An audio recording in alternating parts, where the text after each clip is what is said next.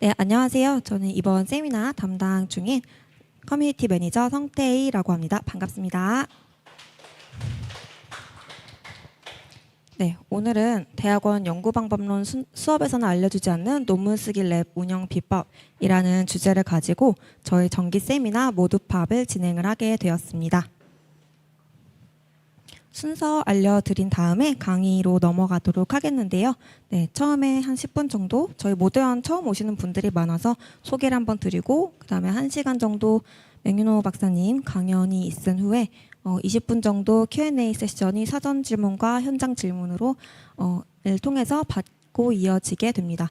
그리고 나서 온라인에서는 만족도 조사를 진행하고 오프라인에서는 5분 정도 휴식을 가진 뒤에 네트워킹이 남은 시간 9시 반까지 진행될 예정입니다. 네, 저희 모두의 연구소 처음 오시는 분들이 많아서 꼭 저희 회사 소개를 드리는데요. 오늘 여기 처음 오신 분 계신가요? 네, 온라인에도 계시면은 네, 이모티콘 남겨주시고요. 네, 역시나 한 절반 정도는 처음 오신 것 같아요. 그래서 저희 모두의 연구소 소개를 드리겠습니다. 저희 모두연은 100년 동안 변함없던 교실의 모습을 혁신한다는 그런 미션을 가지고 다양한 교육 그리고 커뮤니티 서비스를 진행을 하고 있습니다. 좀 더 주도적인 학습을 진행하는 것에 많은 가치를 두고 있는데요. 비슷한 가치관과 관심 분야를 가진 동료를 커뮤니티에서 만나서 함께 결과물을 만들어 가면서 성장하는 그런 경험을 중시하고 있습니다. 교육을 받는 데서 끝나는 게 아니라 연구를 더 필요로 할 때가 있잖아요. 그래서 그런 연구를 이런 연구 커뮤니티에서 진행하면서 또 성장하시는 그런 참여형 커뮤니티를 만들어 가도록 많은 노력을 하고 있습니다. 이러한 참여가 곧 커리어에도 도움이 되실 수 있도록 커뮤니티를 근간으로 다양한 커뮤니티 서비스 그리고 교육 서비스를 제공하고 있고요.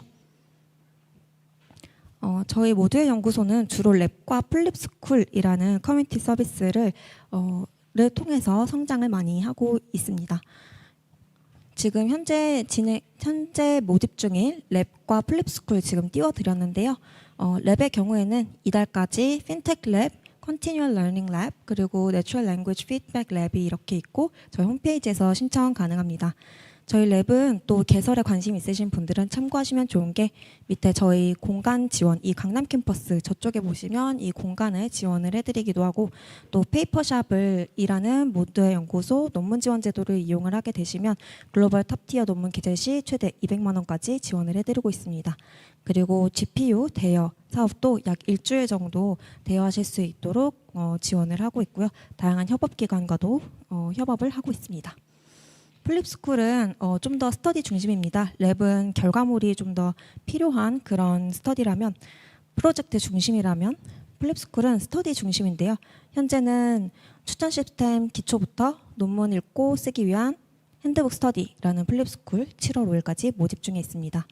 이외에 개설에 관심 있으시면은 논문 읽기 혹은 강의 보고 토론하기 책 한 권 완독하기라는 주제로 다양한 플립스쿨 열리고 있으니까 참고 부탁드리겠습니다.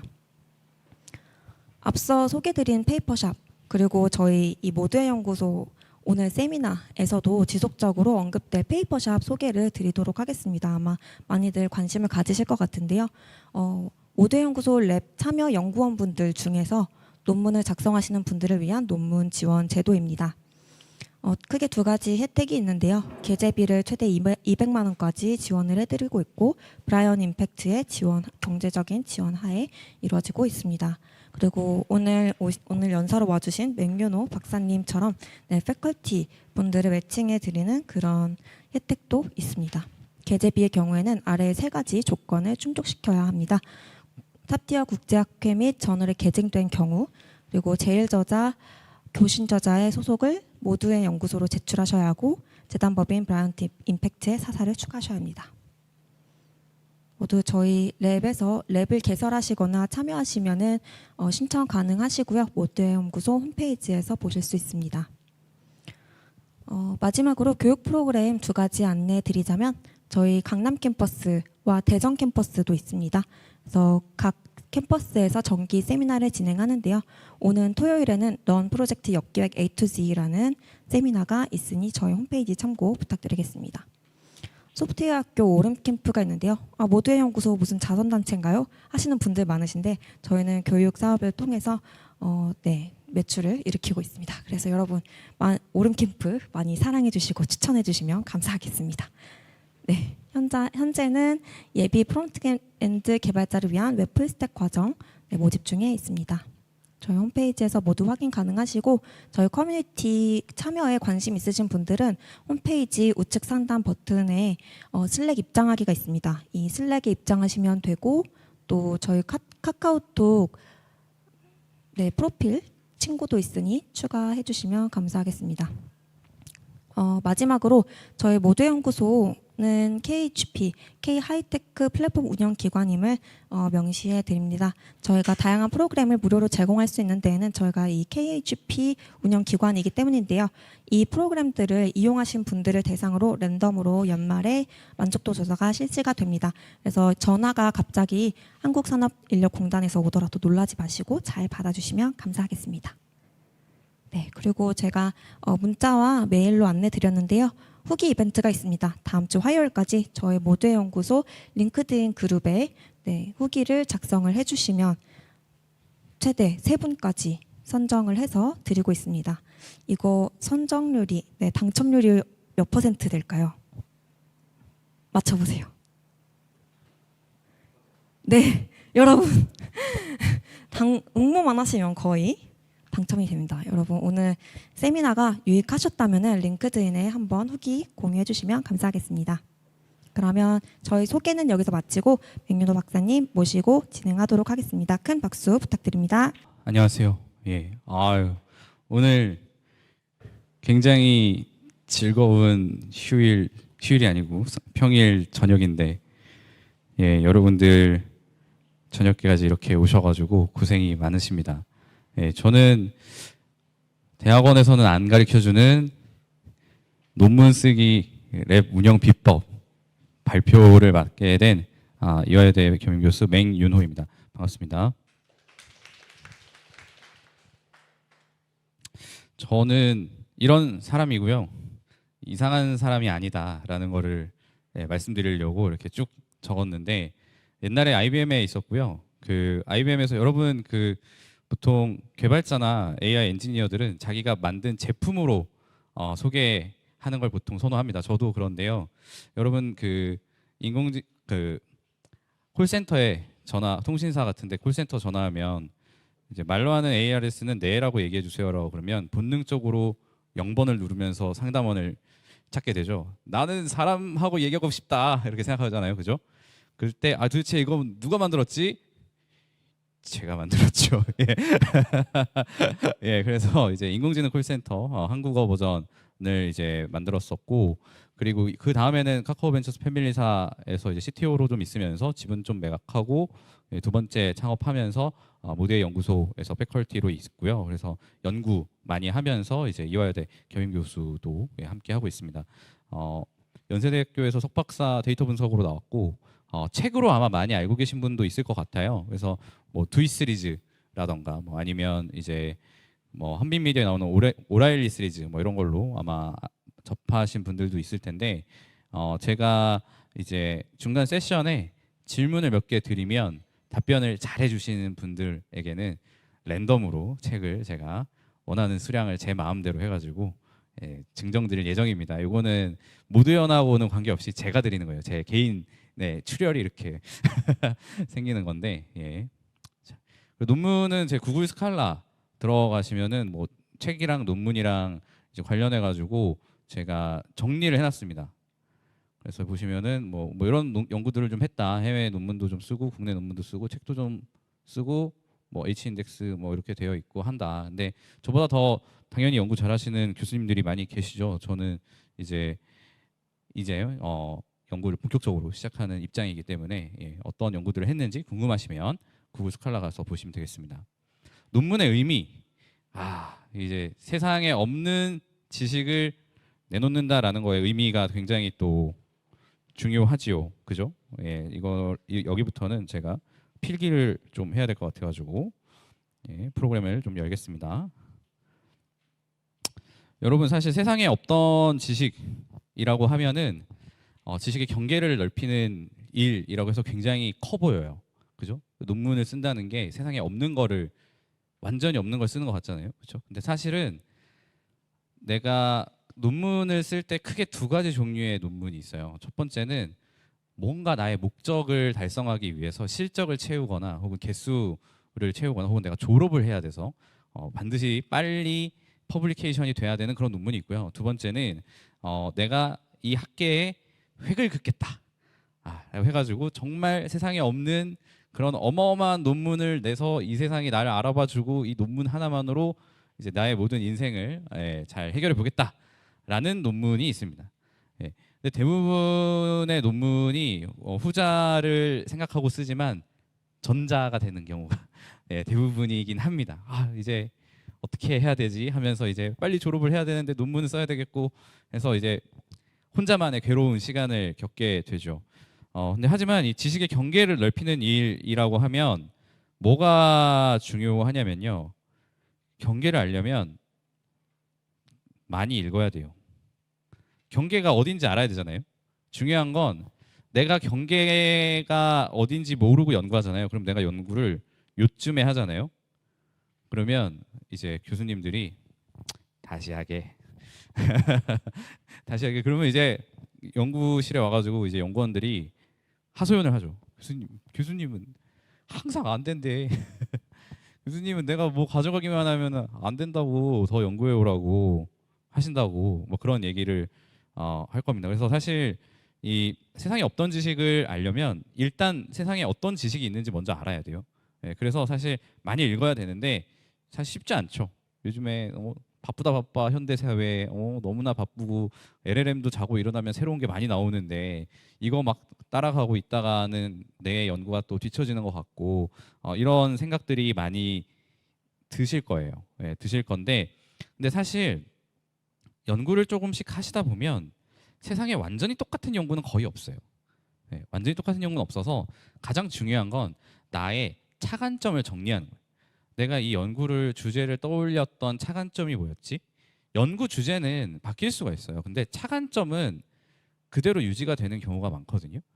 제가 지금 작업하고 있는 논문도 보면 원래는 LLM이 사람의 의사결정에 주는 영향을 보고 싶었어요. 그래서 처음에는 제가 세웠던 가설은 LLM을 굉장히 똑똑하게 훈련시키면 사람이 훨씬 더 똑똑한 의사결정을 할 거야 라고 가설을 세웠어요. 그래서 일반적으로 이제 사람보다 더 많은 지식을 학습시킨 LLM을 페어로 붙여주면 더 나은 의사결정을 하지 않을까라는 가설이 있었는데 차관점은 이제 LLM이 똑똑하니까 사람을 도와주겠지 뭐 이런 생각을 했었죠. 근데 실험을 돌리고 연구를 해보다 보니 결과는 반대였어요. 사람들은 자기가 듣고 싶은 말만 들어요. LLM이 올바른 말을 해도 안 들어. 나는 그냥 내가 이게 맞다 생각하면 가는 거예요. 여러분도 평소에 잘 생각하시다 보면 내가 어떤 쇼핑 아이템에 하나 꽂혔어요. 내가 이번에 아무리 생각을 해도 말이야 이번에 이 새로 나온 M3 노트북을 사야 될 것 같아. 맥북이 내 마음에 딱 들어왔어. 그러면 그 어떤 반대되는 얘기가 들어와도 말 안 듣죠. 일단 나는 사는 방향으로 생각하잖아요. 비슷해요. 연구를 해보니까 사람들은 자기 마음대로 한다. 자기 마음대로 하고 일단 의사결정을 내리고 거기에 대한 설명을 LLM한테서 찾는구나라고 알았어요. 근데 그래서 그러면은 이 LLM을 통해서 의사결정을 도움받는 사람들은 누구지로 바뀌었어요. 연구 주제가. 그래서 도움을 누가 받지? 하고 이제 데이터를 뽑아 보니 질문을 되게 퀄리티 있게 하는 사람들은 자기의 초기 생각을 바꾸더라고요. 그래서 굉장히 또 유의미한 결과가 나왔죠. 그래서 지금 논문 작업을 하고 있는데 근데 차관점은 바뀌지 않았어요. 논문의 전체적인 흐름이나 주제나 이런 것들은 조금씩 바뀔 수 있는데 차관점은 바뀌지 않았습니다. 여러분도 내가 차관점이 어떤 거가 굉장히 궁금해. 호기심을 따라서 그 차관점을 잘 정리해서 대부분은 주제만 정리해놔요. 주제만 정리해놓고 차관점은 정리를 안 합니다. 그래서 주제만 정리를 해놓으면 계속 주제가 바뀌면 내 차관점은 사라져요. 어느새 까먹거든요. 네. 그래서 차관점과 주제를 잘 매핑해서 정리를 해놓으시면 세상에 완전 똑같은 연구가 없다라는 걸 깨닫고 난 다음에는 그 차관점에 맞는 좋은 방법론을 찾아서 가시면 이 경계를 조금이라도 빨리 잘 넓힐 수 있다라는 점을 먼저 말씀드리고자 합니다. 그리고 일반적인 논문 쓰는 절차, 연구실에서는 여기 지금 연구실 소속이 아니신 분도 굉장히 많이 있고 제가 사전 질문을 좀 많이 받았어요. 근데 사전 질문 받은 결과 대학원생이 아닌데 연구해도 되나요? 저는 직장인인데 연구해도 되나요? 논문 써본 적이 없는데 연구해도 될까요? 이런 질문들이 굉장히 많았어요. 그래서 일단 대학원에서 논문 쓰는 방법 편하게 얘기를 좀 해보도록 하겠습니다. 일단 아이디어를 떠올려요. 와 이거 대박 날 것 같다. 그리고 이제 청중을 떠올리죠. 그 다음에 이 희망편이에요. 이게 되게 굉장한 희망편이고 팀을 꾸려요. 팀을 꾸려서 이제 앱스트랙트라고 해서 초록을 작성해요. 초록. 굉장히 이제 딱 한 페이지도 안 되는 분량의 전반적인 개요를 씁니다. 그 다음에 목차를 잡아요. 목차를 잡고 핵심이 되는 이제 표랑 그림을 그려요. 연구도 돌리고 해가지고 그 다음에 이제 참고 문헌도 보고 실제 논문 작업을 한 다음에 논문 저널에 투고를 하거든요. 저널에 투고하면 다 지적을 해주세요. 다른 교수님들이 그 실제 현직에 있는 교수님들이 자네 페이퍼는 우리 저널엔 하고는 맞지가 않네 이럴 수도 있고 아니면 좀 굉장히 우호적인 분들은 설사 리젝 이걸 저희가 리젝이라고 하거든요. 논문이 이제 우리가 투고를 했는데 떨어졌다. 이걸 우리가 보통 리젝이라고 하는데 리젝을 먹더라도 리뷰 의견을 줘요. 너의 논문은 이러한 것 때문에 리젝이야라고 줍니다. 물론 안 주는 경우도 있어요. 너무 퀄리티가 떨어지고 요건 형식적인 요건조차 갖추지 못하면 데스크 리젝션이라고 해가지고 편집위원이 아예 리뷰도 안 돌리고 리젝을 주기도 합니다. 근데 이제 그런 경우는 너무 그 저널의 수준이랑 우리의 페이퍼의 수준이 너무 차이가 났기 때문에 그런 결과가 난 거라서 좀 저널을 낮춰서 티어를 낮춰서 이제 투고를 하면 그러면 리뷰 의견을 받을 수 있어요. 그럼 리뷰 의견을 받으면 이제 그거 가지고 다시 작업을 합니다. 다시 작업을 해서 다시 또 제출하고 또 수정하고 제출하고 이 사이클이 반복되고 난 다음에 바로 저널에 억셉이 되는 거죠. 이 기간이 페이퍼마다 굉장히 달라요. 페이퍼마다 어떤 페이퍼는 3개월마다 되기도 하고요. 그럼 너무 럭키인 거고요. 어떤 페이퍼는 3년이 걸려도 안 되는 경우가 있어요. 저희가 보통 그런 페이퍼를 두고 논문이 9천을 떠돌고 있다. 뭐 이런 표현을 쓰거든요. 야, 이 너의 논문 도대체 몇 년이나 떠들고 있어? 그래서 이러면 가만히 쓱 있다가 내 논문은 말이지 내년이면 초등학교에 들어가. 그런 논문들도 꽤 있습니다. 예, 그래서 이제 희망편은 한 1년 안에 혹은 3개월 안에 논문이 잘 억셉되면 너무나 좋은 거죠. 현실편, 현실편 이게 특수 문자를 제가 써가지고 약간 생략이 된 것 같은데 호환이 안 돼가지고 제가 말로 설명드리겠습니다. 일단 아이디어가 대부분 없어요. 현실편 아이디어 없어. 교수님이 아이디어를 가져오래. 아이디어 없습니다. 두 번째 타겟 어디언스 아무도 안 읽어요. 사이테이션이 0이에요. 사이테이션 인용이거든요. 내 페이퍼를 본 사람이 없어. 팀 선택권이 우리한테 있느냐? 없어요. 네, 보통 지도 교수님하고 연구실에 놀고 있는 누구랑 이렇게 써요. 그다음에 발등에 그다음에 이제 요게 지금 제가 특수문자 써가지고 요게 아마 호환이 안 돼서 깨진 것 같은데 발등에 불이 납니다. 발등에 불이 떨어져요. 뭔가 불이 떨어져요. 계속 내가 졸업해야 돼. 뭐 아니면 내가 장학금을 받으려면 BK 논문을 써야 되는데 이 논문이 없으면 장학금을 못 받고 뭐 이런 발등에 불이 떨어집니다. 그러면 갑자기 4, 5, 6 단계를 생략해요. 생략하고 테이블이랑 일단 그림 먼저 그려요. 분석부터 계속 돌리는 거예요. 분석부터 돌린 다음에 유의미한 결과가 나왔다 안 나왔다만 갖고 지도 교수님하고 미팅해요. 그래서 지도 교수님이 이거는 쓰자 말자를 의사결정합니다. 야, 이 정도 결과면 써도 되겠다. 이 정도 결과면은 이게 저널에 게재가 안 될 것 같은데 그러면 이거 말고 다른 주제로 다시 가자. 그러면 이 7번에서 다시 1번으로 가요. 그래서 이 과정을 거친 다음에 작성을 해서 풀페이퍼를 써서 리뷰 프로세스를 타고 이제 현실편에서는 1년이 아니라 뭐 7년, 뭐 3년까지도 리뷰 프로세스가 길어질 수도 있습니다. 예. 그래서 이게 이제 현실편입니다. 이게 이때까지 그 대학교 대학원에서 어떻게 논문들을 쓰나의 과정이에요. 급하게 논문 쓸 때는 보통 이런 핵심이 되는 장표를 먼저 만들어요.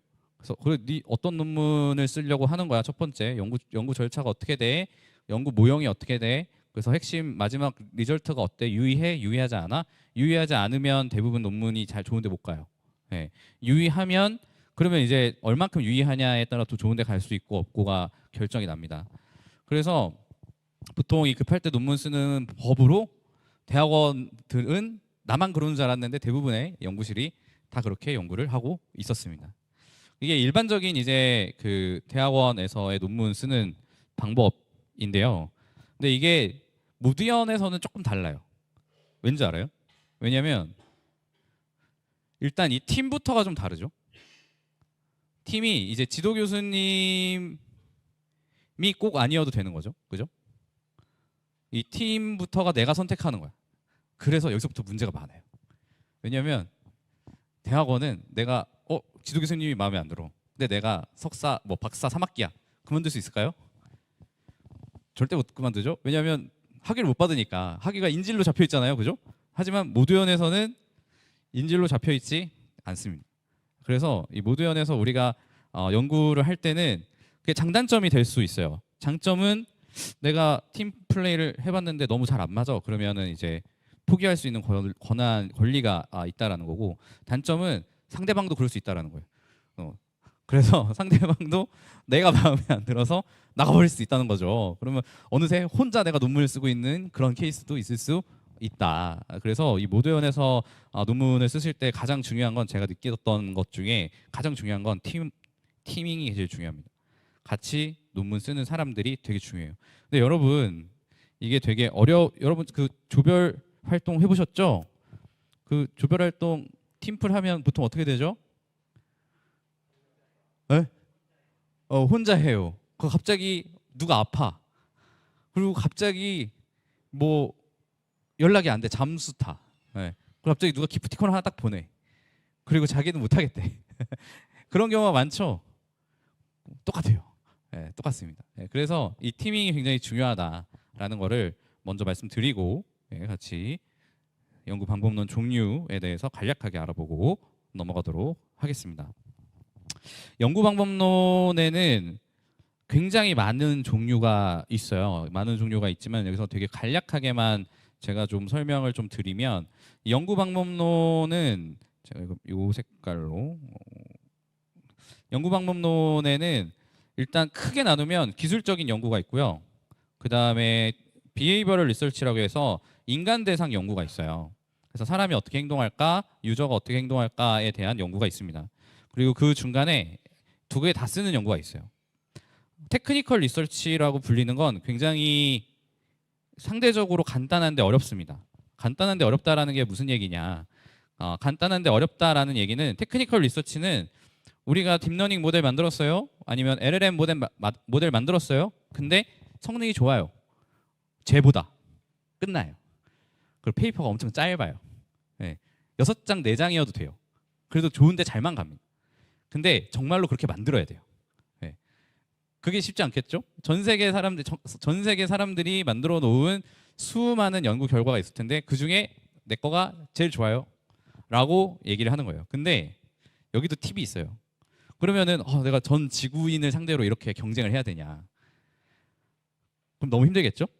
그러면 방법이 뭐냐면 내 분야를 좁혀요. 예를 들어서 내가 LLM을 새롭게 파인 튜닝 해가지고 모델 만들었어. 근데 내가 감성 분류를 기가 막히게 잘하게 만들었어. 근데 감성 분류를 하는 LLM은 굉장히 많이 연구가 됐단 말이에요. 그러면 차별화를 하려면 감성 분류 모델과 연구가 굉장히 많은데 나는 HR 분야에 있어서 감성 분석은 내게 제일 좋아. 이런 식으로 도메인 영역이랑 같이 붙여요. 내가 어떤 조건에서는 얘네보다 훨씬 더 잘 돼. 어떤 조건에서는 내가 최고야. 라고 얘기하고 벤치마크를 하면 테크니컬 리서치를 할 때 도움이 됩니다. 근데 대신에 이제 테크니컬 리서치가 그 범위가 어느 정도이냐, 그러니까 아까 얘기한 그런 조건들을 계속 걸다 보면 너무 좁아지잖아요, 그죠? 근데 이 좁아지면 좋은데 못 가요. 네. 결국에는 벤치마크 스코어를 돌려서 어떤 것보다 내가 더 뛰어나라고 얘기하는데 그 뛰어남이 범용에 가까울수록 좋은데 갑니다. 네, 좋은데 갑니다. 그래서 테크니컬 리서치는 간단한데 어렵습니다. 왜냐하면 내가 막상 연구 다 했는데 최고가 아니야. 그러면 쉽지 않아요. 네, 쉽지 않습니다.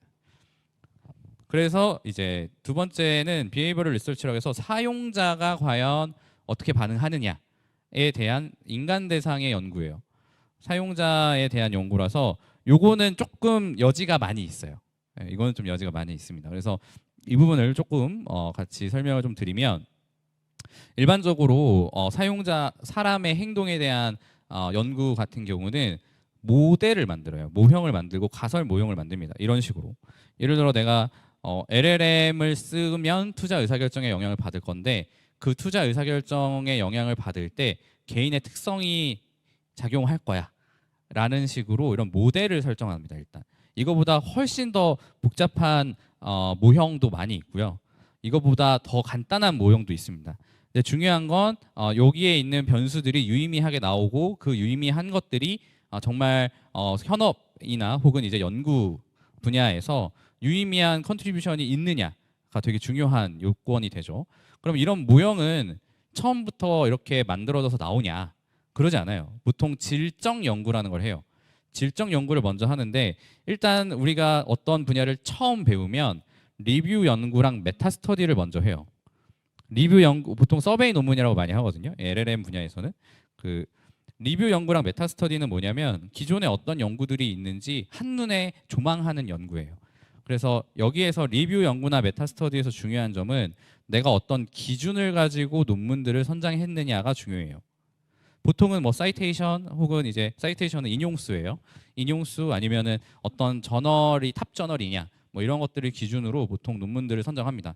그래서 논문을 한 150개, 300개 정도 읽고 분류를 해요. 나만의 분류 기준을 가지고 분류를 해서 이 분야에 처음 진입하는 사람들에게 이 논문 하나만 읽으면 마치 그 논문들을 다 읽은 것처럼 만들어 주는 게 리뷰 연구나 메타 스터디부터 시작이에요. 그래서 내가 어떤 분야를 처음 공부한다라고 하면 리뷰 연구나 메타 스터디, 뭐 서베이 연구를 먼저 보세요. 그러면 선행 연구자들이 다 정리를 해줘요. 네.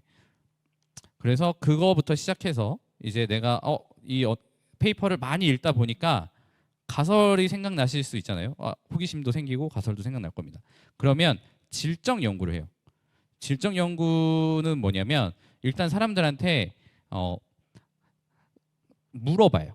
여러 가지 질문을 해서 그 질문한 내용들을 녹음을 한 다음에 그 녹음한 내용을 가지고 전부 다 텍스트로 바꿔서, 요즘은 AI도 텍스트 바꿔주는 게 굉장히 많죠.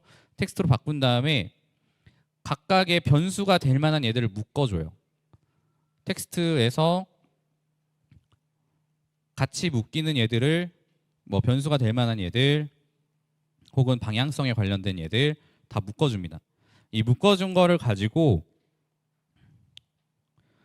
질적 연구에서 분류를 해요. 분류를 해서 내가 생각했을 때 투자 의사결정에 LLM이 영향을 받는 거는 내가 유저 인터뷰를 해보니까 이런 모양으로 영향을 줄 것 같아 라고 해서 가설화된 모형을 연구 결과로 도출해요. 그래서 요 질적 연구의 결과물은 어떠한 양적 데이터를 가지고 하는 게 아니라 사용자 인터뷰를 통해서 이런 모형을 도출하는 것까지가 끝이에요. 그래서 사실 질적 연구는 굉장히 빨리 할 수 있어요. 빨리 할 수 있다는 장점이 있는데, 근데 억셉되기가 쉽지가 않아요. 왜냐하면 그만큼 반박받기가 쉽거든요. 리뷰어들이 보통 피어 리뷰어 저널에 투고를 하면 피어 리뷰어들이 할당되는데 그들이 이제 평가를 해요. 너가 왜 이렇게 했느냐라고 계속 이제 평가를 하고 리뷰를 주는데, 질적 연구는 디펜스가 쉽지 않아요. 내가 맞다라고 얘기하기가 쉽지 않아요. 데이터 뭐 테크니컬 리서치는 벤치마크 스코어 돌려봐, 내 코드가 훨씬 더 잘 돌아가라고 하면 심플하잖아요. 그리고 비헤이버럴 리서치는 서베이를 하거나 혹은 이제 또 다른 방법론으로 데이터를 돌렸을 때 뭐 텍스트 마이닝을 하든 혹은 뭐 여러 가지 방법론을 써가지고 분석을 돌리든 양적 데이터를 분석하면 결과가 그대로 나오니까 내가 맞아라고 얘기하기가 쉬워요. 근데 질적 연구는 그게 진짜 어렵습니다. 예. 그래서 이거는 정말로 논리와 설득의 영역이에요. 논리와 설득의 영역이기 때문에 질적 연구는 상대적으로 내가 논문을 끝내기는 쉬운데 이거를 매 라운드마다 리뷰어를 설득시키는 게 정말 어렵다. 정말 어렵다. 그래서 대부분 박사과정을 시작하시는 분들이나 아니면 석사과정을 시작하시는 분들이 졸업 연구 주제로 질적 연구를 선택하면 하지 말라고 합니다. 교수님들이. 왜냐하면 너 그거 졸업 너무 늦어진다 라고 해서 질적 연구는 어지간하면 나중에 해라 라고 보통 얘기합니다. 그래서 질적 연구는 그런 장단점이 있다. 그럼 이제 가설 모형이 나오면 이 가설 모형이 맞는지 안 맞는지 한번 검증을 해야 되잖아요. 아까 얘기한 것처럼 질적 연구는 결국에는 사용자를 관찰을 하든 아니면 사용자를 인터뷰를 하든 어쨌거나 실제 현장에 있는 데이터를 가져온 거라 이게 정말로 유의미하고 일반화될 수 있는지는 알 수 없잖아요. 그래서 그거에 대해서 보통 전문가 인터뷰를 돌려요. 예, 전문가 인터뷰 뭐 델파이, 뭐 AHP 여러 가지 말로 쓰입니다. 전문가 인터뷰를 돌려서 이게 그만큼 유의미하다 안 하다라는 것들을 이제 따로 설문을 받든 아니면 평가를 받든 해서 다양한 평가 지표들이 있거든요. 그래서 그걸 통해서 이 검증 받는 것도 하나의 연구가 있어요. 그래서 어떤 분야에 질적 연구는 많이 되어 있는데 실제 그 가설화된 모형이 검증이 된 적이 없으면 이제 AHP나 혹은 델파이 등을 통해서 실제 인터뷰해서 이 모형이 유효하다 혹은 이 모형에서 이 부분은 수정돼야 된다라고 수정된 모형을 제안하는 연구도 있습니다. 이런 연구 같은 경우는 상대적으로 어떤 분들이 많이 하냐면 직장인들이 많이 해요. 왜 직장인들이 많이 하냐? 전문가 인터뷰라고 했을 때 딱 무슨 생각이 드세요? 전문가 섭외하려면 비용이 많이 들겠죠? 네, 비용이 많이 듭니다. 전문가가 그냥 전문가가 아니잖아요. 그죠? 전문가를 섭외하려면 비용이 많이 들어요. 그래서 비용이 많이 들지만 섭외만 할 수 있다면 그리고 비용을 댈 수만 있다면 논문이 금방 나오는 편이에요. 그래서 직장인을 병행하시는 분들이 이런 AHP나 델파이 기반의 전문가 인터뷰를 통한 가설 모형 검증하는 논문을 많이 쓰십니다. 그러면 아까 제가 질적 연구 통해서 이런 모형이 나왔는데 이게 맞는지 안 맞는지를 전문가들한테 다 일일이 물어보는 거죠. 이거 맞는 것 같아요? 틀린 것 같아요? 이거 방향이 반대 아닐까요? 아니면 얘가 여기로 가면 안 되나요? 뭐 그런 것들을 물어보는 거죠. 네. 그래서 전문가들이 맞는 것 같다라고 하면 이제 그 다음에 넘어가는 게 이제 비헤이버럴 리서치고 인과추론. 요즘에 인과추론 또 핫하죠? 네, 핫해졌는데 인과추론으로 넘어갑니다. 어떤 변수가 어떻게 영향을 줬는데 이게 단순히 상관관계가 아니라 인과관계다라는 거를 이제 통계적으로 분석하는 그런 연구로 넘어가게 됩니다. 그래서 요즘은 다 섞어서 많이 해요. 섞어서. 요즘의 트렌드는 믹스드 메소드가 트렌드입니다. 왜냐하면 이 한 가지 방법론뿐만 아니라 다양한 방법론으로 학문적인 엄밀성을 가지고 검증했다라고 보통 얘기해서 이런 이 혼합 방법론을 많이 씁니다. 여기에 있는 이 리뷰 연구, 메타 스터디, 뭐 질적 연구랑 보통 이렇게 잘 묶이고요. 질적 연구 한 다음에 가설 모형을 전문가 인터뷰까지 엮어서 하나의 연구로 믹스드 메소드로 나가거나 아니면 비헤이버럴 리서치를 하는데 여기에 나와 있는 변수들을 뭐 빅데이터 이제 연구 방법론이나 이런 데서 좀 가져와서 차용을 한다던가 이런 식으로 믹스드 메소드 연구 방법론이 탑 저널에 들어가는 경우가 많이 있습니다. 예. 근데 왜 저희가 그런 궁금증이 있을 수 있어요. 요즘에 LLM을 하려면 뭐 GPU도 엄청 많이 쓰고 그리고 SLLM도 막 돌려가지고 연구를 진행해야 되는 거 아닌가요? 라고 얘기하시는 분들이 있을 것 같아요. 특히 뭐 네이버 클로바나 이런 뭐 하이퍼 클로바 같은 거 보면 이제 LLM 엄청 자체적으로 만들고 하잖아요. 그거를 개인 레벨에서 혹은 연구실 레벨에서 하는 거는 굉장히 어렵습니다. 왜냐하면 GPU가 요즘에 A100 뭐 4천만 원에서 5천만 원 정도 하는데 그거 한 5장 정도 있어야 겨우겨우 시작할 수 있어요. 네. 근데 그게 쉽지 않으니까 기업 레벨이 아니면 연구가 진행이 요즘에는 쉽지 않아요. 옛날에는 충분히 가능했는데 요즘은 특히 모델이 사이즈가 커지면서 그래서 오히려 이런 활용 쪽 연구를 많이 하게 됩니다. 그래서 제가 했던 거는 어떤 거냐면 이런 가설 모형을 세운 다음에 사용자한테 이게 좀 작아서 안 보이긴 하지만 제가 FX GPT라는 GPT를 만들었어요. 라그를 붙여가지고 FX GPT를 만들어서 투자 의사결정을 도와주는 GPT를 만들어서 사용자들한테 사용하게 해보고 실제 투자 의사결정을 물어보는 거죠. 네, 그런 연구들을 진행을 했죠. 그 외에도 다양한 연구 방법론이 있을 수 있어요. 그래서 요거 같은 경우는 심층 인터뷰 먼저 한 다음에 그 다음에 이제 토픽 모델링이라고 해서 이제 뭐 텍스트 분석을 해가지고 그 텍스트 분석이랑 심층 인터뷰랑 합쳐서 결과 도출해서 가설 모형 만드는 그런 것도 있고 이제 뭐 문헌조사 통해서 이제 AHP 계층을 만들고 그 이후에 뭐 텍스트 데이터 추출해가지고 거기에 맞춰서 이제 중요도 순위에 대해서 전문가 인터뷰를 한다던가 그래서 섞어서 하는 경우도 많이 있죠. 그래서 뭐 여러 가지 요것도 비슷하게 진행이 됩니다.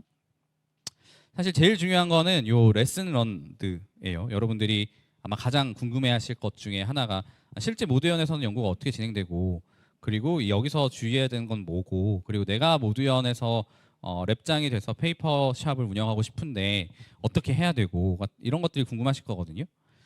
제가 야심차게 20주 과정을 진행했습니다. 한 학기에 15주잖아요.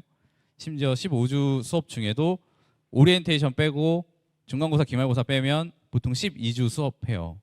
근데 야심차게 20주를 기획했어요. 왜냐하면 연구방법론을 모르는 분들도 있을 거라서 제가 연구방법론을 직접 가르쳐드리고 그러면서 이제 논문을 쓰는 게 맞다라고 생각했거든요. 그래서 비헤이비럴 리서치 연구방법론도 알려드리고 테크니컬 리서치 연구방법론도 알려드리고 진행을 하고자 했습니다. 그리고 진행을 했는데 그래서 이제 내가 또 사람들을 또 굉장히 많이 지원을 해서 어벤져스를 모았구나 라고 뿌듯해하면서 생각을 했는데 어벤져스를 모은 줄 알았는데 사실 탈주 어벤져스를 모은 것 같았다. 이런 이제 결론이 났었는데 사실 왜냐하면 이따가 제가 뒤에 말씀드릴 텐데 20주가 사실 너무 길었던 것 같아요.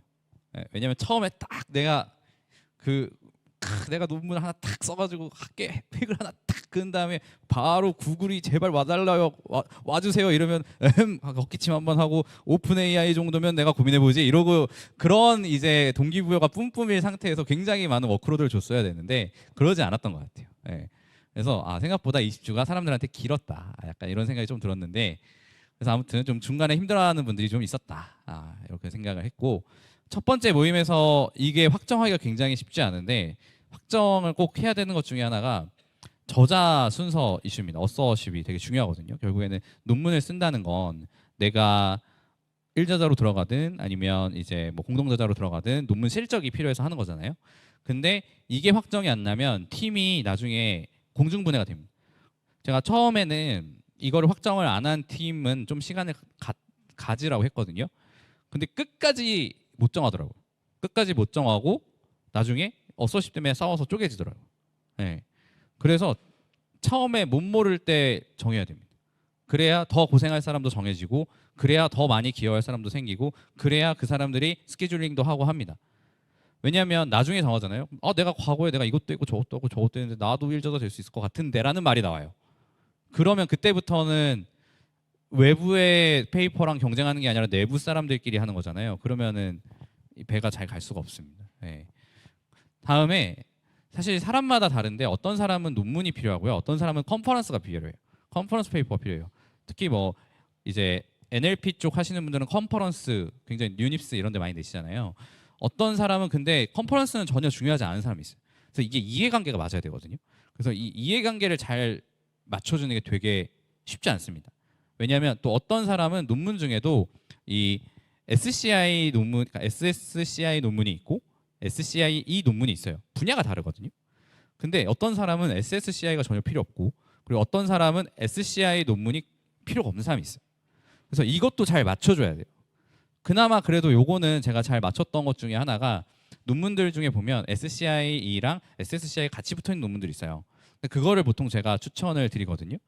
근데 이게 만약에 서로 합의가 안 되면 진행이 쉽지 않습니다. 특히 이 세 번째 논문 주제 역시 굉장히 크게 민감한 부분이라 이 부분이 반드시 첫 모임에 확정이 되지 않으면 쉽지가 않다. 그리고 기록이 굉장히 중요합니다. 기록이 중요한 거는 왜냐면 내가 생각했을 때 나는 되게 열심히 한 것 같은데 근데 팀원의 입장에서는 나는 열심히 안 했다라고 생각할 수 있어요. 그러면 거기서부터 돌이킬 수 없는 머나먼 강으로 갑니다. 그래서 나는 내가 일저자 할 만큼 공동 일저자 할 만큼 난 기여했어 라고 했는데 사실 이제 주변 사람들이 보기에는 너무 아닌 것 같다 라고 하면 그럼 결국엔 기록을 볼 수밖에 없어요. 어떤 모임을 몇 번 했고 그 모임에서 너가 어떤 프로그레스를 줬고 어떤 작업들을 완수했고 이런 것들이 다 나와 있거든요. 근데 이 기록을 안 하는 팀들은 처음에 굉장히 귀찮아해요. 이거 뭐 논문 쓰는 게 중요하지 뭐 이런 거를 기록하는 게 뭐가 중요하냐. 근데 하지만 기록은 모두를 지켜줍니다. 모두를. 많이 기여한 사람도 지켜주고요. 덜 기여한 사람도 지켜줘요. 덜 기여한 사람은 너가 우리 논문에 뭐 얼마나 기여했냐라고 하면 저런 기록들 내가 미팅 참여한 거 논문 아이디어 낼 때 내 의견 냈던 거 이런 것들이 쫙 나오잖아요. 내가 실제 마지막에 아웃풋의 논문 결과물에는 내가 아이디어 냈던 것들이 많이 반영되진 않았지만 내가 아이디어 후보를 굉장히 많이 냈다. 이런 것들이 당연히 우리가 연구 처음에 구성할 때 충분히 그 자양분이 됐을 거다라고 주장할 수 있게 되는 거고요. 일저자나 이제 공동 일저자를 하시는 분들은 내가 이만큼 많이 고생했다. 너네 공동 저자 하는 것보다 우리가 한 3배는 더 고생했어라고 얘기하는 거기 때문에 기록은 정말 모두를 지켜주는 거기 때문에 꼭 필수적으로 잘 하시면은 좋을 것 같고요. 저희는 노션을 주로 사용을 했습니다. 그리고 안전한 논문 투구를 위한 커레스펀딩 어서가 되게 중요한데요. 왜냐하면 나중에 무슨 문제가 생기냐면 저희 지도 교수님이 그 교신 저자 안 넣어주면 저 논문 내지 말라고 해요. 이런 얘기가 꼭 나와요. 그래서 첫 시간에 무조건 저는 이걸 얘기해 주거든요. 지도 교수님 절대 여기 논문 그 교신 저자 오실 수 없다. 여러분들이 독립적으로 연구하시는 거고 그리고 연구실에 있는 뭐 데이터나 이런 거 쓰시면 안 된다. 우리는 독립적으로 별도로 각자 모여서 연구하는 건데 만약에 교신 저자로 지도 교수님이 들어오면 우리는 지금 논문 페이퍼 쓰는 사람이 6명이면 6명의 교신 저자가 들어와야 된다. 그거 말이 안 된다. 그러면 저자가 갑자기 12명이 된다. 이렇게 돼버린단 말이죠. 그래서 이거를 꼭 반드시 체크를 하셔야 되고요. 이 교신 저자의 역할에 대해서 엘스비어에서 크레딧 어서 스테이트먼트라고 해서 냈어요. 이건 전 세계에 있는 연구자들이 교신 저자는 이런 것들을 해야 합니다. 그리고 이런 것들을 하면 교신 저자로 인정받을 수 있습니다라는 것들을 정리해 놨어요. 그래서 보통 어떤 사람들은 실제로 논문을 라이팅하고 실제로 실험을 돌려야지만 그 사람이 저자야라고 생각하지만 그렇지 않아요. 네, 그렇지 않습니다. 페이퍼샵 운영하실 때도 뭐 어떤 뭐 소스코드를 내가 제공해 줬다던가 아니면 연구 방법론을 알려줬다던가 혹은 이제 실제 재현성 검증에 들어가고 그리고 이제 관리 감독하고 그런 프로젝트 매니지먼트나 이런 뭐 펀딩, 어퀴지션 이런 것들을 전부 다 커레스폰딩 어서의 롤에 들어갑니다.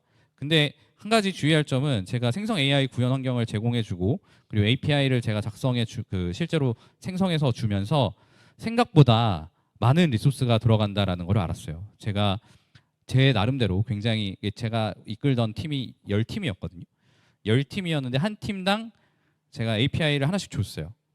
그리고 우리가 논문 게재가 되면 200만 원을 받을 수 있으니까 내가 200만 원어치 API 사용료는 감당해 주겠다. 나중에 돈이 나오면 그걸 이제 웨이버를 해가지고 이제 하자라고 했는데 이게 어떤 리스크가 있냐면 게재가 안 되면 그냥 200만 원 날아가는 거예요. 그래서 저는 거기에 한 2천만 원을 거진 전학을 잡히는 거죠. 쉽지 않죠, 그죠? 네. 그래서 다음에는 좀 바꾸려고 첫 1기여가지고 이렇게 제가 그냥 내가 책임을 져야지 하고 책임을 졌는데 아니 이렇게 많이 약간 이렇게 됐는데 다음에는 좀 다르게 각 팀별로 각자 API 생성해가지고 나중에 환급 받아라 이런 식으로 바꾸려고 생각을 하고 있습니다. 근데 생각보다 GPU나 API 리소스는 생각보다 많이 들어간다. 생각보다 많이 들어간다는 거를 아시면 좋을 것 같고요. 제가 그럼 어떤 것들을 제공해 줬냐? 많은 걸 제공해 드리긴 했는데 대표적으로 이게 LLM 구현 환경인데 제가 다 코드 짠 거 다 줬어요. 여기에 그냥 여러분들이 그 프롬프트만 입력하면 실험할 수 있도록 각 팀마다 하나씩 만들어 줬고요. 그리고 요거는 이제 LLM 옵스 환경을 각 팀마다 쓸 수 있게 제가 또 제공을 해줬어요. 이게 멀티 에이전트라고 해가지고 LLM을 여러 개 협력시키는 거거든요. 여기 보면 제가 보여드리면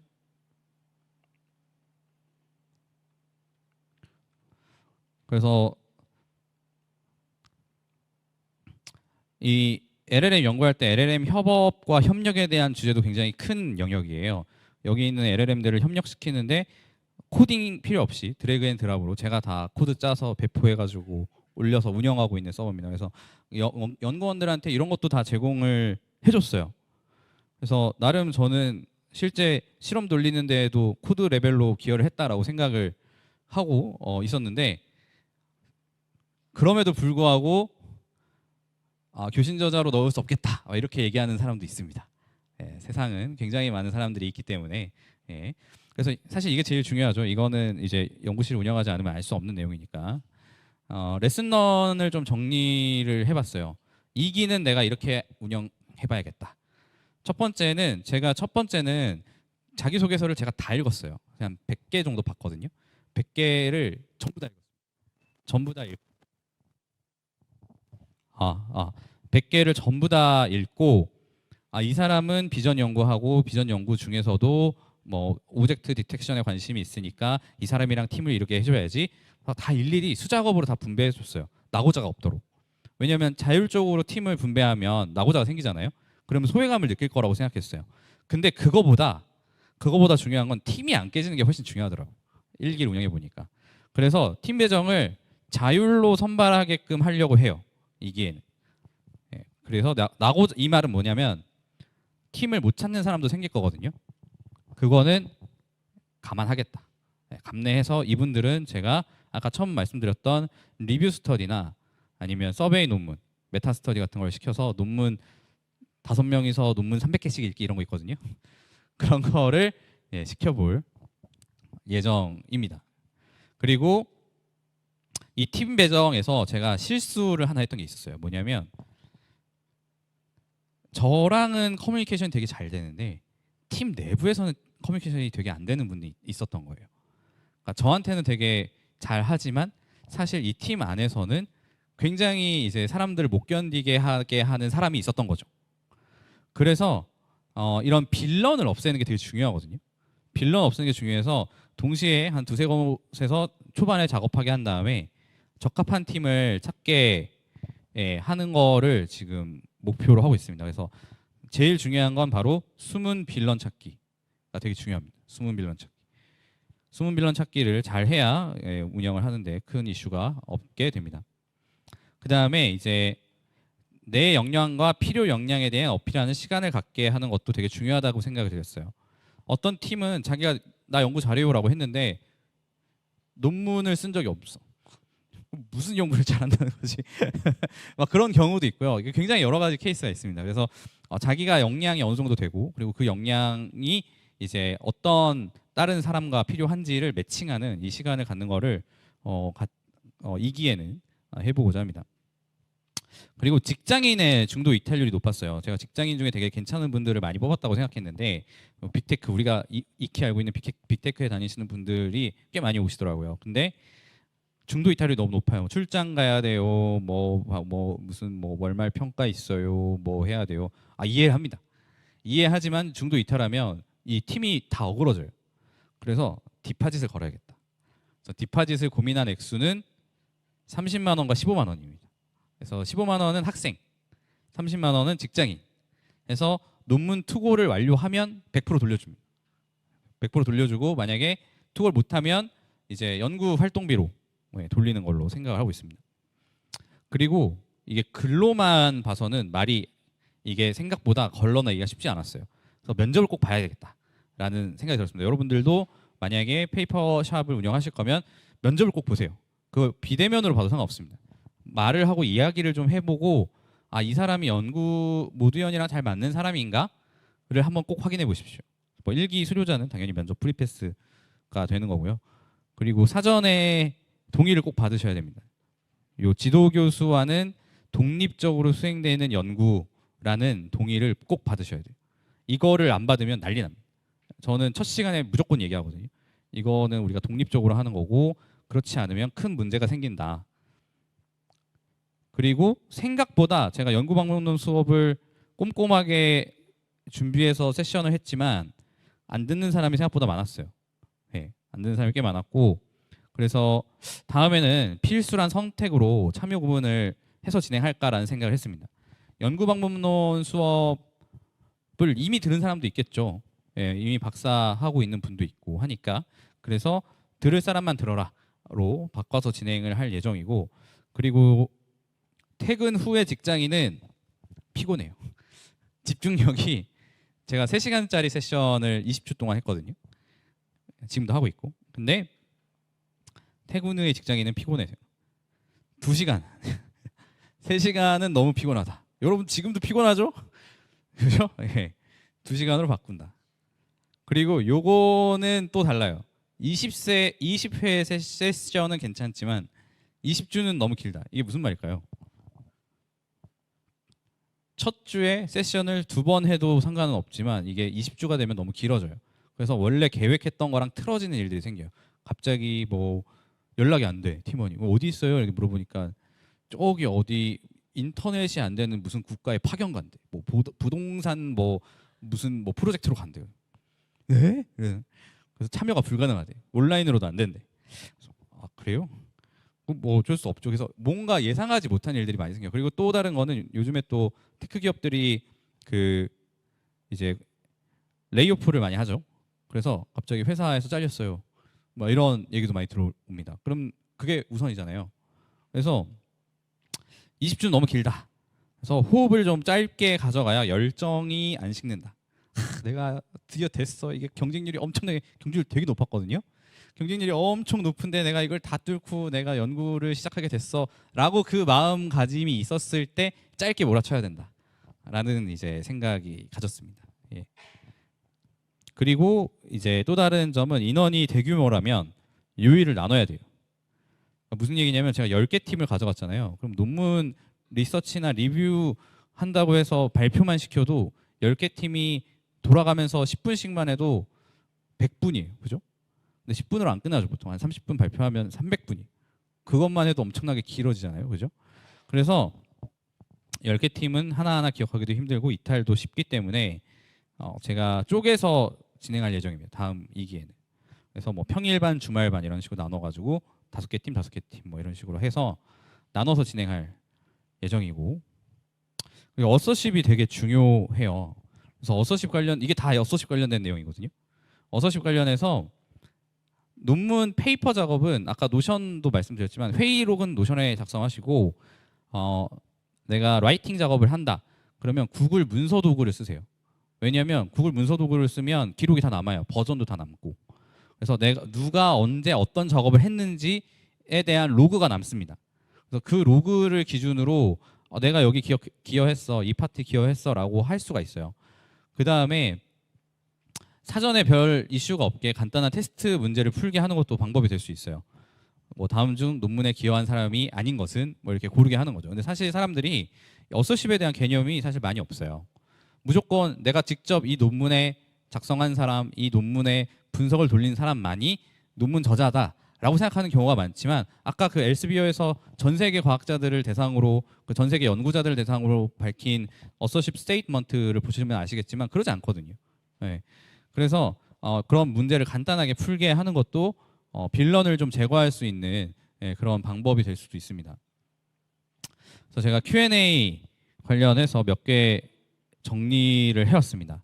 딱 5분 남겨놓고 잘 나왔는데 몇 가지를 제가 클러스터링 해가지고 가져왔어요. 자, 대학원 경험 없이도 논문을 쓸 수 있나요? 답은 yes예요. 쓸 수는 있어요. 근데 꼭 논문을 써본 사람이 한 명이 있어야 좋아요. 팀에. 혼자 쓰면 쉽지 않겠죠. 혼자 쓰면 쉽지 않아요. 근데 같이 쓰면 쓸 수 있어요. 같이 쓰면. 직장 다니면서 논문 작성하는 방법 및 전략. 아까 말씀드렸던 그 논문 쓰는 여러 가지 방법론 중에 펀딩이 많이 필요한 그런 방법론을 쓰시면 쓸 수가 있습니다. 대학에 진학하지는 않았지만 논문에 대해 관심이 있습니다. 논문 쓸 수 있나요? 쓸 수가 있죠. 하지만 교신 저자는 꼭 좋은 사람으로 잘 넣어야 됩니다. 그리고 대학교와 대학원 다닌 적이 없습니다. 예, 같이 쓰면 할 수 있습니다. 혼자서는 좀 쉽지 않을 수 있죠. 학부생이고 랩실 들어가기 위해서 연구 실적이나 논문 쓰려고 하는데 수학 능력이 있다. 수학을 엄청 잘하지 않더라도 논문 쓸 수 있나요? 수학이 필요한 테크니컬 리서치가 있고요. 필요 없는 리서치가 있어요. 수학을 꼭 쓰지 않는 리서치 하시면 됩니다. 근데 내가 하고 싶은 연구가 수학적으로 최적화시키고 뭐 그런 거에 관련이 있다. 그러면 수학을 공부하셔야겠죠. 예. 하지만 꼭 수학이 없더라도 쓸 수 있는 논문이 있습니다. 근데 해당 랩실이 아마 수학과 관련된 랩실인 것 같아요. 예, 이렇게 얘기가 나오면 그 랩실에 꼭 들어가고 싶다면 수학 능력을 올리셔야겠죠. 예. 보통 이런 랩실은 들어가려면 전공 시험 같은 걸 봐요. 전공 시험에 꼭 수학을 보게 될 겁니다. 그래서 그런 것들 잘 현명하게 넘겨주시고, 그다음에 진로, 왜 논문을 쓰고자 하는 그 이유에 대한 내용이에요. 그래서 직장인이 특수대학원을 진학한 다음에 회사의 처우가 어떤지 알고 싶어요. 회사마다 다른데요. 회사마다 다른데 요즘은 크게 엄청 구분을 안 하는 것 같아요. 옛날에는 풀타임이랑 아닌 거랑 구분을 많이 했거든요. 근데 이게 또 아카데미아랑 인더스트리는 좀 다른 것 같아요. 그냥 산업계는 큰 차이가 없어요. 근데 요즘 분위기가 그래요. 이건 그때그때 다르거든요. 근데 요즘 분위기는 산업계는 큰 차이가 없다. 근데 아카데미아, 그러니까 학계에서는 좀 구분을 둡니다. 학계에서는 좀 구분을 둬요. 왜냐하면 보면 이제 특수대학원은 보통 경력이 겹치잖아요. 경력이 겹치면 그 둘 중에 하나만 인정해주고 뭐 그런 게 있어요. 학계 같은 경우에는. 그리고 석사과정 유학 준비를 합니다. 논문 작성 경험이 없습니다. 석사과정 유학을 준비 중이시면 해외 논문에 이제 게재된 페이퍼가 있으면 굉장히 많이 도움됩니다. 특히 이제 그 미국이나 뭐 이런 그 국가 입장에서 우리나라는 이제 저기 먼 아시아 국가잖아요. 너가 정말로 영어로 논문 쓸 수 있어? 라고 질문이 들어왔을 때 나는 이미 SCI급 저널에 낸 페이퍼가 있어. 물론 그게 내가 1저자는 아니고 교신저자도 아니지만 참여저자로서 참여해서 논문 전체적인 프로세스 알고 있고 논문 라이팅하는데 큰 문제가 없다. 라고 얘기하면 이제 면접 다 통과되는 거죠. 그렇죠? 네. 이 모드 파업을 계기로 논문 쓰는 사람이 될 수 있습니다. 예, 같이 쓰면 돼요. 내가 잘하는 영역만 잘 어필하세요. 못하는 영역은 다른 팀원들이 메꿔줄 거예요. 딥러닝과 신경과학을 전공한 논문. 요런 이제 융합 연구는 진짜 좋은 저널에 많이 갑니다. 예, 논문 툴 만드시는데도 이런 것들을 생각해 보시면 도움이 많이 될 거라고 생각이 됩니다. 이 리스크는 진짜 엄청 크죠. 예, 연구 윤리랑 어서십은 제일 큰 이슈입니다. 이 어서십이 문제가 생기면 어떻게 해도 안 돼요. 예, 그래서 논문 작성할 때 주의해야 되는 것 중에 그냥 넘어가도 되지 않을까 하는 부분이 생각보다 큰 문제는 대부분 어서십이에요. 그래서 지도 교수님과의 독립성을 유지하지 않고 논문을 쓰거나 혹은 지도 교수님이 허락을 안 해주시거나 이러면 쉽지 않습니다. 네, 쉽지 않습니다. 그래서 이 논문 쓸 때 소속 대학원의 교수님과의 관계를 이해관계 정립을 잘 하시는 게 되게 중요한데 만약에 아직 입학 전이라면 팁이 하나 있어요. 내가 지도 교수님을 정할 때 이 지도 교수님이 테뉴어라고 해가지고 종신 재직권을 받았는지 안 받았는지를 한번 생각해 보세요. 만약에 테뉴어를 받은 교수님들은 별 신경 안 쓰실 수 있어요. 너 왜 졸업만 잘해라. 왜냐하면 논문 실적이 그렇게 엄청 중요하지 않은 시점일 수도 있거든요. 물론 테뉴어를 받은 분들도 논문을 되게 중요하게 생각하는 분들이 있어요. 근데 그건 이제 좀 케이스 바이 케이스이긴 한데 일반적으로는 그렇습니다. 테뉴어라고 하면은 이제 그 교수님이 해당 대학교 혹은 대학원에서 이제 종신 재직할 수 있는 권리를 받는 거라 이제 거기에는 대부분 논문 실적이 많이 필요해요. 그 테뉴어를 받기 전까지는 대부분 폭주 기관차가 됩니다. 교수님들이 논문을 막 1년에 막 8개씩 막 무조건 쓰고 막 이런 폭주 기관차가 되는데 내가 지금 달리고 있는데 너가 딴 데 가서 논문 써? 이러면 눈이 뒤집어질 수 있죠. 네, 그래서 그거를 잘 고민을 해보시고 지도 교수님을 아직 선택하지 않으셨다면 내가 외부에서 연구를 좀 하고 싶다 그러면 이제 테뉴어 받은 교수님 밑으로 가는 게 좀 더 효율적일 수는 있습니다. 그리고 연구실 소속에 있는 데이터를 쓴 거는 연구실에서 연구를 하셔야 돼요. 예, 이건 모드연으로 가져오시면 안 됩니다. 이건 심각한 연구윤리 위배가 될 수 있어요. 예, 연구실에 있는 데이터를 가져오면 절대 안 됩니다. 예. 우리 여기 모드연에서 쓸 수 있는 데이터, 내가 외부에서 수집한 데이터, 생성한 데이터 이런 거 쓰셔야 돼요. 그런 것들. 이따 Q&A 시간이 또 따로 있습니다. 예. 그래서 예. 질문해 주시죠 그러면은. 예.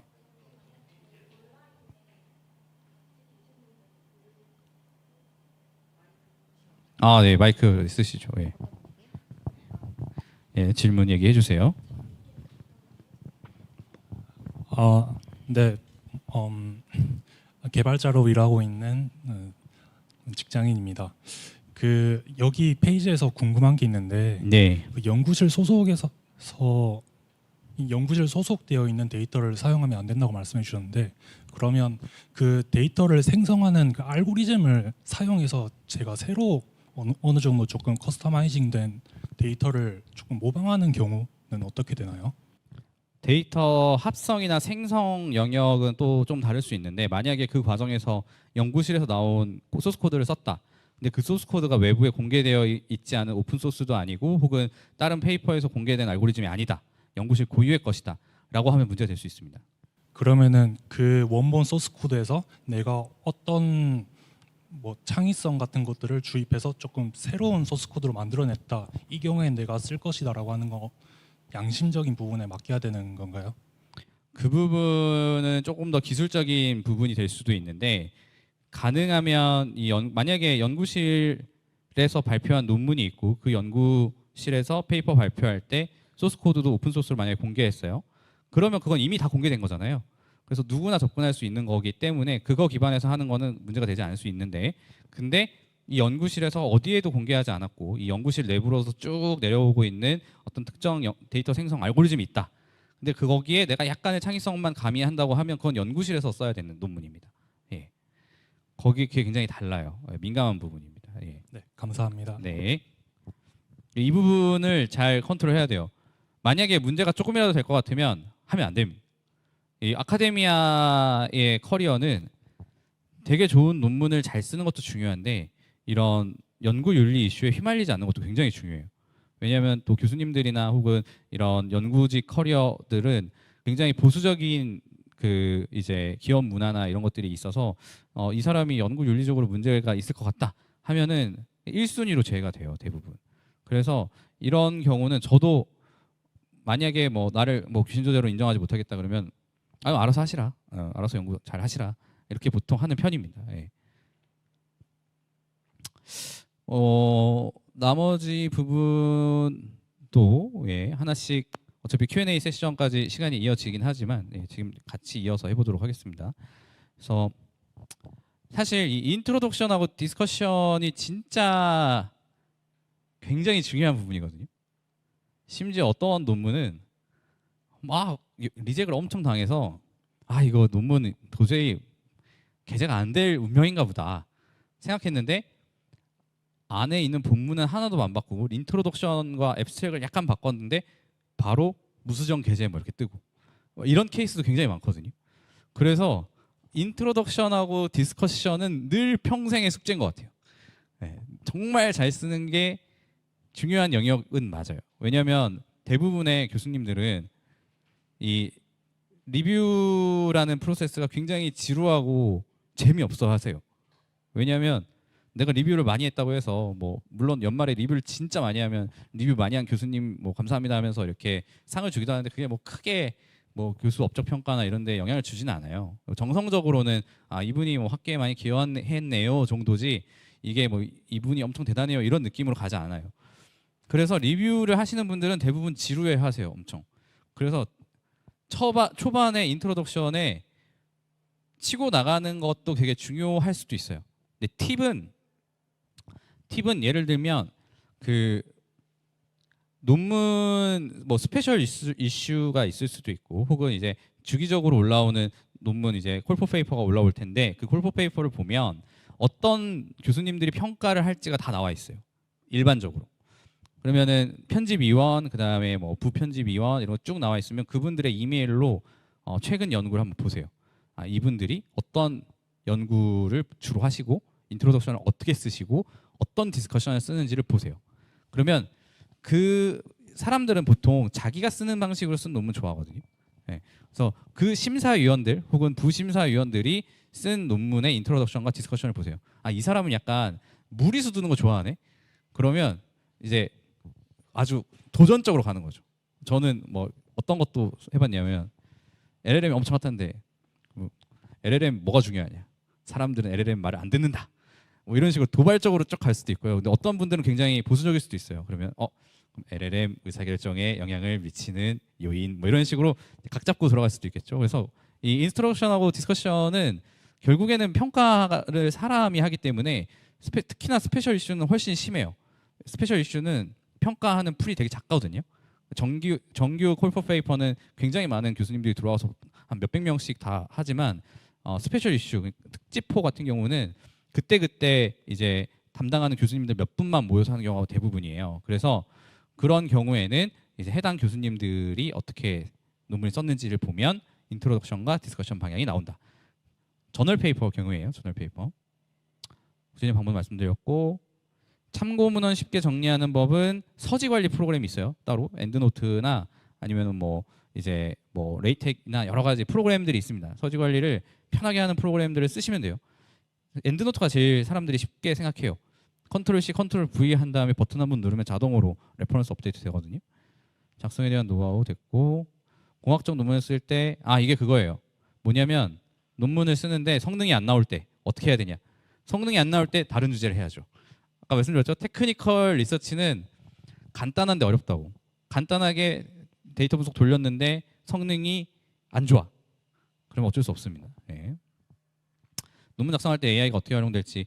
AI는 요즘에 굉장히 많이 활용되고 있죠. 영문 영작할 때도 많이 쓰고 선행 연구, 리터러처 리뷰할 때 많이 써요. 리터러처 리뷰 요즘에 다 일일이 하나하나 다 보지 않고 논문 페이퍼 적당히 본 다음에 요약해 한 다음에 이렇구나 이걸 내가 더 많이 읽어볼지 말지 의사결정하고 이제 얘는 읽어봐야겠다 하면은 더 딥하게 딥다이브 할 수 있게 굉장히 많이 사용되고 있죠. 네, 여기서 이 정도까지 하고 저희 다음으로 나머지 부분들은 이제 뭐 차근차근 따로 말씀을 드리도록 하겠습니다. 예. 네, 긴 시간 강의해주신 맹윤호 박사님께 큰 박수 부탁드립니다. 그러면 이제 Q&A 시간으로 들어가도록 할 텐데요. 교수님 이쪽에 앉아주시면 감사하겠습니다. 네, 저희 여러분 의아하시죠? 처음 오신 분들은 아마 의아하실 텐데요. 저희 모두의 연구소에서 작년에 캠핑 의자를 뽑았습니다. 네, 그래서 1시간 동안 서서 강의하시면 힘드시니까 조금 더 푹신한 곳에 앉아서 여러분과 같은 눈높이를 가지고 조금 더 편안하게 Q&A 진행하고자 이렇게 마련했습니다. 네, 그러면 저희 사전 질문 또 많이 다뤄주셨는데 몇 가지 조금 제가 읽어드리는 동안에 여러분 현장에 계신 분들 질문 많으실 것 같아요. 생각하고 계셨다가 이따가 물어보시면 되겠습니다. 온라인에 계신 분들도 질문하실 수 있으니 채팅창에 남겨주시면 되겠습니다. 네, 그러면 다루지 않은 질문 중에 박창현님의 질문입니다. 혹시 오셨나요? 네, 창현님. 박사과정을 시작하는 입장에서 연구 방향을 어떻게 설정해야 최종적으로 좋은 박사학위 논문을 작성할 수 있을지 궁금합니다. 라고 질문해 주셨습니다. 창현님께서는 진로를 인더스트리로 가시고 싶으세요? 아니면 인더스트리로 가고 싶으세요? 일단 박사 학위 논문은 최종 학위 논문이라고 보통 얘기하거든요. 석사 학위 논문이 됐든 박사 학위 논문이 됐든 이 최종 학위 논문은 바꿀 수가 없어요. 논문은 내가 만약에 이번에 논문을 잘 못 내면 뭐 내년에 논문 더 좋은 거 내면 좋은 논문을 가를 수 있잖아요. 근데 학위 논문은 바꿀 수가 없어요. 그래서 보통 이 박사 학위 논문은 내 직무 연관성이 있는 걸로 가져가시는 게 되게 중요합니다. 어떤 분들은 직무 연관성이랑 상관없이 그냥 논문 써가지고 빨리 졸업해가지고 뭐 좋은 저널에 내가지고 가는 게 가장 중요한 거 아니냐. 그 말도 맞아요. 사실 제일 좋은 학위 논문은 나를 졸업시켜주는 논문이 제일 좋긴 해요. 근데 조금 더 욕심을 내면 내가 앞으로 이직하거나 혹은 이제 옮겨가고 싶은 쪽에 연구를 하시는 게 좋아요. 저는 정말 잘 이제 모르시겠지만 저 원래 비전공자였거든요. 국어국문학과를 전공하고 석사 때 데이터 분석을 전공했는데 논문을 한국어 데이터를 학습한 AI에 대한 논문을 썼어요. 그리고 이제 IBM에서 한국어 이제 인공지능 콜센터를 하는 프로젝트를 들어갔거든요. 그게 학위 논문이 되게 중요한 역할을 했었어요. 매번 따라다녀요, 학위 논문. 특히나 박사 학위 논문은 우리가 박사까지 되는 사람을 뽑으려고 하는 회사는 뭔가 세상에 없는 거를 만들고자 하는 거고 그게 자기네들이 생각하고 있는 제2대랑 무조건 맞아야 되거든요. 그래서 특히 인더스트리 생각하시면 이 학위 논문을 잘 쓰라는 얘기가 아니에요. 내가 가고자 하는 그 지점에 있는 거랑 크게 어긋나지 않게 쓰시면 좋을 것 같습니다. 아카데미아에 계신 분이라면 아카데미아 그러니까 학계로 가실 분들은 박사 학위를 학위 논문 잘 쓰는 게 되게 중요해요. 왜냐하면 정성적인 평가할 때 학위 논문 많이 보거든요. 박사 학위 논문은 꼭 무조건 넣어요. 예, 뭐 보통 이제 교수 임용이나 아니면 연구직 임용할 때 뭐 최근 5년 이내 실적, 최근 3년 이내 실적을 내게 해요. 근데 대부분 이 3년 이내, 5년 이내는 유통기한이 있잖아요. 근데 학위 논문에는 유통기한이 없어요. 무조건 내야 돼요. 그래서 너가 박사학위 때 어떤 논문 썼어? 아 그래 그런 논문 썼어? 그럼 너 어떤 연구자구나. 그 맥락에서 이런 연구를 했구나라고 보통 이해를 해요. 그래서 아카데미아로 가시는 분은 그렇게 고려하시면 되겠습니다. 네. 네, 답변이 좀 되셨나요? 네. 예, 예, 좋은 질문이었습니다. 예. 네, 감사합니다. 또 현장에 혹시 질문 있으시면 지금 질문을 받고 없으시면 네, 온라인 혹은 사전 질문 마저 다루도록 하겠습니다. 네, 손 드신 분 여기 마이크 잠시만요. 마이크 네 써주세요. 온라인에 계신 분들도 들으셔야 돼서 어느 정도 결과가 나왔는데 글을 못 쓰기 싫어가지고 지금 계속 미루고 있는 상황에서 여기를 와서 동기부여를 얻으려고 왔는데요. 이게 이제 교수님이신 워낙에 많은 팀도 보셨고 교수님 직접 경험도 많이 하셨을 텐데 이게 결과 다 나오고 TV 피겨 작업부터 투고까지 진짜 몰입한다면 뭐 여러 막 베리에이션이 크겠지만 그래도 적정한 준비 기간에 대한 감이 혹시 가지신 게 있으신지 좀 궁금합니다. 발등에 불이 얼만큼 떨어졌느냐에 따라 좀 다를 것 같은데요. 네. 그래도 3주는 있어야 될 것 같아요. 최소가 3주. 3주는 있어야 그래도 라이팅이 다 끝날 것 같고 근데 발등에 불이 너무 커져서 지금 내 하반신을 거의 다 태웠다. 그럼 일주일 정도 네, 밤낮으로 네, 풀타임으로 예. 그러면 하실 수 있을 겁니다. 그리고 팁은 글이 안 나갈 때가 있어요. 보통 글 잘 쓰는 사람하고 팀을 맺으면 제일 좋지만 보통 그렇게 하기 어려운 경우도 있잖아요. 예를 들어 팀이 지도 교수님인데 지도 교수님이 논문 안 쓰셔. 그럴 수 있죠. 뭐 지도 교수님이 그냥 전반적인 디렉션만 주실 수도 있으니까. 그런 경우에는 한 줄만 써보자 하고 앉아 계셔 보세요. 한 5분. 딱 5분만 한 줄만 쓰고 말자. 근데 이게 자이가르닉 효과라는 게 있어요. 내가 한 줄을 써놓으면 나머지를 쓰고 싶어요. 그리고 내가 글이 잘 안 나가면 내가 마무리를 짓고 싶은 문단이 있으면 꼭 마지막 문장을 쓰지 마세요. 쓰지 않고 중간에 중단하세요. 그러면 그 다음날 그 중단된 부분부터 제가 쓰기 시작하면 그 관성으로 나머지 쓸 수 있거든요. 예, 그런 부분이 있습니다. 예. 엄청난 꿀팁 감사합니다. 예. 네, 엄청나게 꿀팁인 것 같습니다. 또 저기 손 드신 선생님 있는데요. 간단하게 자기소개 해주시면 질문을 이해하는데 도움이 더 될 것 같습니다. 감사합니다. 네, 안녕하세요. 저는 이제 미디어 콘텐츠 쪽에 근무하고 있는 김민성이라고 합니다. 이제 질문이 있는데 팀 같은 거 많이 얘기하셨잖아요. 예를 들면 저도 팀 프로젝트 같은 걸 많이 했는데 이제 팀 프로젝트 할 때 제가 잘 해갖고 예를 들면 이번에 프로젝트를 했는데 네이버 그런 프로젝트를 했어요.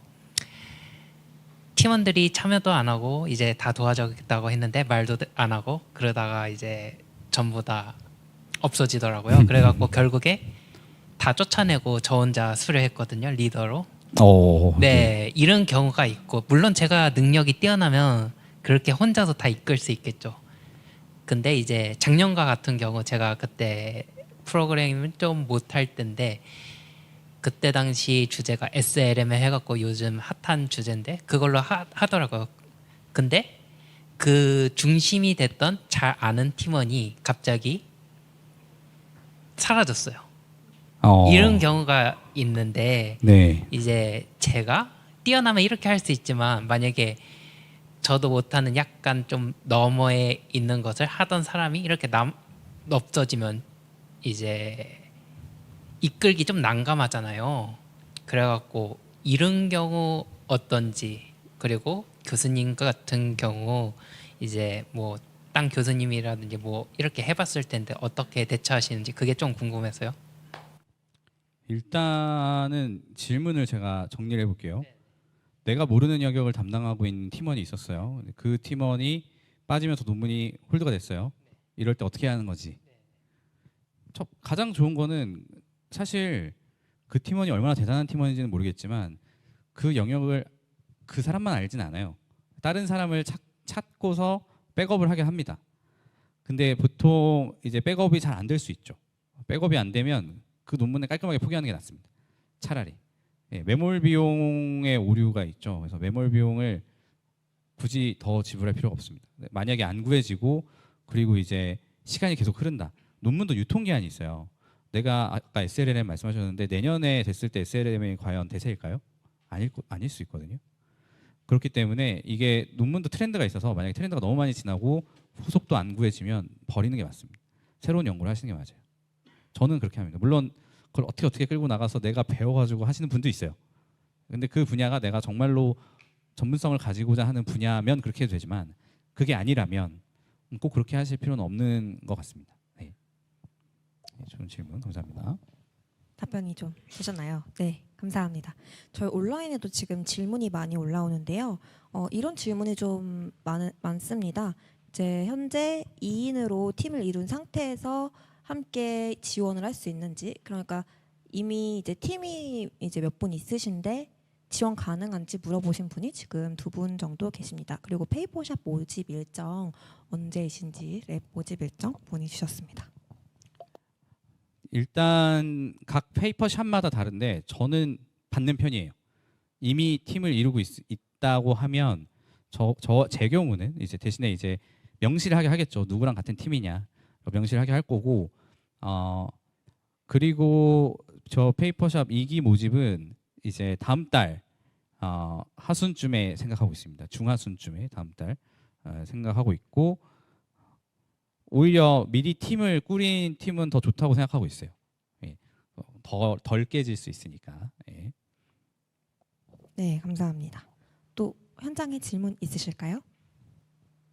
아직 좀 생각하고 계신다면 마저 온라인에 있는 질문을 읽도록 하겠습니다. 네, 컹님의 질문입니다. 논문을 많이 쓰는 것이 중요할지 아니면 한 우물을 파는 게 중요할지 궁금합니다. 논문을 많이 써보면서 좋은 저널을 쓰기 위한 준비를 하는 게 맞을까요? 석사 과정 기준으로 말씀해 주시면 감사하겠습니다. 석사 과정 기준이면 질문이 잘못된 것 같아요. 논문을 많이 읽는 게 중요해요. 많이 쓰는 것보다. 예, 석사 과정이면 기존에 연구됐던 연구 방법론들이 뭐가 있고 우리 분야에 뭐가 중요한 이슈인지를 파악하는 것만으로도 2년이 되게 짧을 거예요. 그러면 논문을 많이 쓰기에는 쉽진 않을 거예요.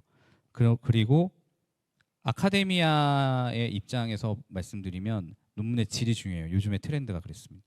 요즘에 뭐 교원 임용 채용 이런 것들 봤을 때 대표 실적 5개만 입력하게 하는 데도 있어요. 그 최근 3년 실적, 최근 5년 실적 제한 두는 이유가 논문을 많이 쓴 분들보다도 좋은 논문을 잘 쓰는 사람을 뽑으려고 하는 거거든요. 그래서 양보다 질인지 아니면 질보다 양인지라고 말씀을 드리면 좋은 논문 소수로 갖고 있는 게 더 좋습니다. 다만 대부분 제 교수님들 옆에 보면 굉장히 또 원로 교수님들을 보면 많은 논문을 쓰시는 와중에 좋은 논문이 얻어 걸리시더라고요.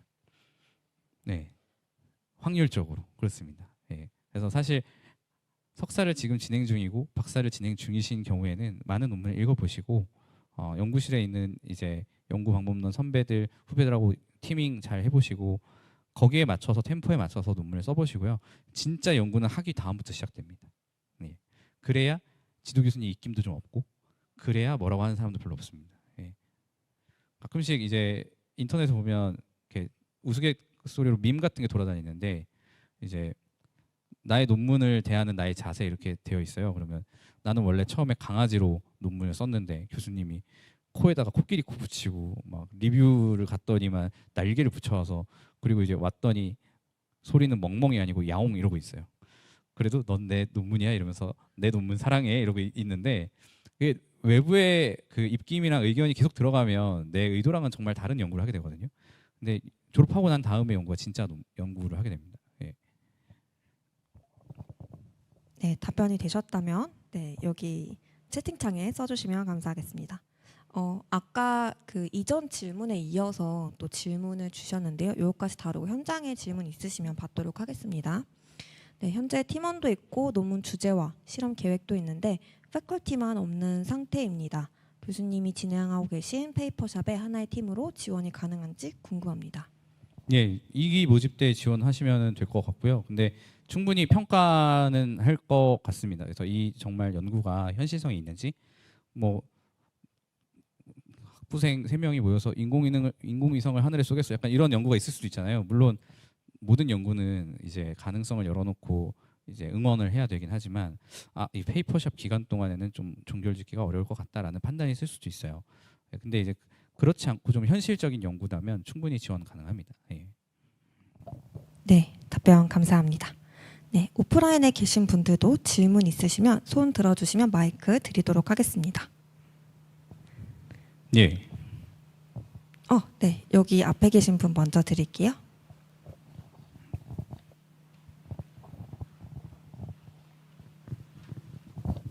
울프님 지금 질문 주셨는데 페이퍼샵 LLM 관련된 연구만 할 수 있는 것은 아닙니다. 랩마다 다르고 개설하시는 그 주제마다 다른 점 답변 제가 드립니다.